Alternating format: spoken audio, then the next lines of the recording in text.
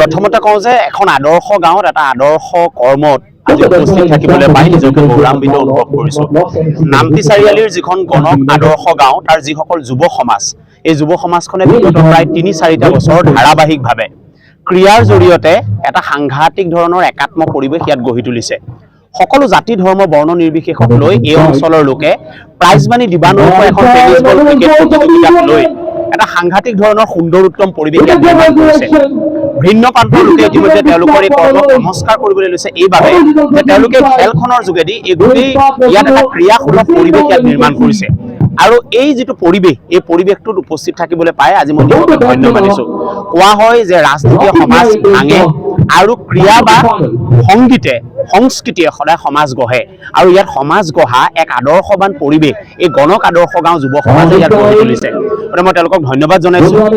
বহু লোকে কৈছে যে আজিৰ যিটো তাৰিখ, এই তাৰিখটো হায়াৰ ছেকেণ্ডেৰী আৰু মেট্ৰিকৰ পৰীক্ষাৰ সময়, গতিকে 2-1 প্ৰশ্নবোধকো আহিছে। কিন্তু তেওঁলোকৰ লগত যেতিয়া মই বাৰ্তালাপ কৰিছিলোঁ তেতিয়া তেওঁলোকে কৈছে যে আমি আগতীয়াকৈ এই দিনটো লোৱা আছে। গতিকে তাৰ মাজতো কিন্তু এই অঞ্চলৰ লোকে এতিয়াও এই গোটেই খেলখনত সহযোগিতাৰে তেওঁলোকক আশীৰ্বাদ আৰু সহযোগিতা কৰিছে।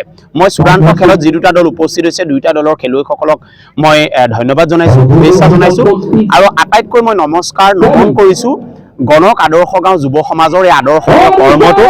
ইয়াৰ প্ৰায় 1.5 শতাধিক যুৱকক মোৰ কাষত থকা যিজন চুবুৰ দা বুলি কওঁ, মই চুবুৰ ককাইদেউ বুলি কওঁ, তেওঁৰ নেতৃত্বত প্ৰায় 1.5 শতাধিক যুৱকক একেলগে লগত লৈ যিটো আদৰ্শৱান দেখাত টেনিছ বল ক্ৰিকেট, কিন্তু তেওঁলোকৰ যিটো মানসিকতা, কৰ্ম যাত্ৰা, মানুহক একাত্ম কৰাৰ যিটো পৰিৱেশ, সেই পৰিৱেশটোক আমি নমন কৰিব লাগিব।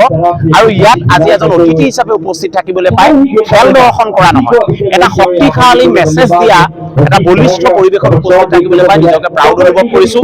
মই এই খেলখনৰ এই যুৱ সমাজৰ উত্তৰণ কামনা কৰিছোঁ। আগন্তুক দিনত এই খেলে উজনি অসমলৈকে নতুন মাত্ৰা দিয়ক, নতুন যাত্ৰা আৰম্ভ হওক। ইয়াৰ পৰা এই যাত্ৰা সমাজ গঢ়াৰ এই যাত্ৰাই সমাজক মেছেজ দিয়াৰ এক যাত্ৰা আৰম্ভ হোৱাকে কামনা কৰিছোঁ। আৰু ইয়াত উপস্থিত থকা সকলো লোককে মই ধন্যবাদ জনাইছোঁ, তেওঁলোকক আশীৰ্বাদ, সহযোগিতা আৰু তেওঁলোকক সাহস দিবলৈ ইয়াত উপস্থিত হোৱাৰ বাবে সকলোকে ধন্যবাদ জনাইছোঁ। মই আকৌ শেষত কম যে এই আদৰ্শ এখন গাঁৱত আদৰ্শ এক ক্ৰীড়াসুলভ পৰিৱেশত আজি উপস্থিত থাকিবলৈ পাই মই গৌৰৱান্বিত অনুভৱ কৰিছোঁ। হয়, এই খেলখন আয়োজন কৰিছে আমাৰ জিয়াউদ্দিন ককাইদেউহঁতে, আৰু লগতে যিসকল উদ্যোগ লৈছে সঁচাকৈ লেখত ল'বলগীয়া, আৰু তেখেতলোকৰ কাৰণে এবাৰ জোৰকে উকি এটা হ'ব লাগে। এবাৰ জোৰকে উকি এটা দিয়কচোন।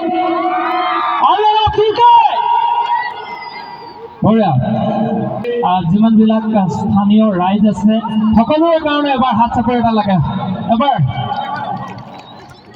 আৰু মোক এটা বিয়াত মই ইমান ধুনীয়া এখন খেল আচলতে উদ্বোধন কৰিব পৰা হোৱাগৈ নাই, তথাপিও ককাইদেউহঁতে গৈ সিদিনাখনি মোক আমাৰ খেলখন উদ্বোধন কৰিবলৈ তুমি আহিব লাগিব বুলি কোৱাত মই নাযাওঁ বুলি ক'ব নোৱাৰিলোঁ। খুবেই, আৰু যিহেতু ময়ো খেল ভাল পোৱা, মই নিজে নেখেলোঁ যদিও খুবেই ভাল লাগে মোৰ, তো আহিম বুলি কৈ দিলোঁ। আৰু সেই সূত্ৰে আহি আজি আপোনালোকৰ ওচৰ পালোহি। চ' কথা কৈ আমনি কৰি নাথাকোঁ, দুটামান গীত গাম, আৰু গীত গাই পিনি আৰু যিহেতু মই এতিয়া আপোনালোকৰ আগত খেল প্ৰদৰ্শনটো কৰিব নোৱাৰোঁ, গানেই গাব লাগিব। চ' দুটামান গীত গাই আজি এই খেলখন উদ্বোধন কৰিম। চ' সকলোৱে এবাৰ সঁহাৰি দিলে খুব বেছি ভাল লাগিব, হ'বনে? উকিটো কোনফালৰ পৰা আহিছে? বঢ়িয়া।